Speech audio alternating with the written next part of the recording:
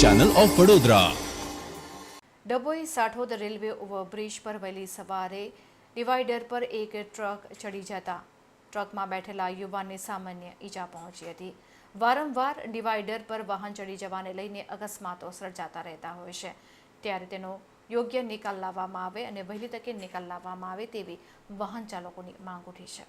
Dabhoi Sathod road ઉપર railway overbridge બનાવવામાં આવ્યો છે। આ ઓવરબ્રિજ બન્યા બાદ વારંવાર રોડ ઉપર બનાવેલા ડિવાઈડર ઉપર વાહનો ચડી જતા હોવાના બનાવ બનતા રહ્યા છે, ત્યારે ગત સવારના સમયે ટ્રક ચાલકે ડિવાઈડરની ખબર ન પડતા જ ટ્રકને ડિવાઈડર પર ચડાવી દેવાને કારણે ટ્રકમાં બેઠેલા એક યુવાનને સામાન્ય ઈજા પહોંચી હતી, ત્યારે રેલવે વિભાગ અને રોડ વિભાગના અધિકારીઓ દ્વારા કાયમી નિકાલ લાવવામાં આવે તેવી વાહન ચાલકોની માંગ ઉઠી છે।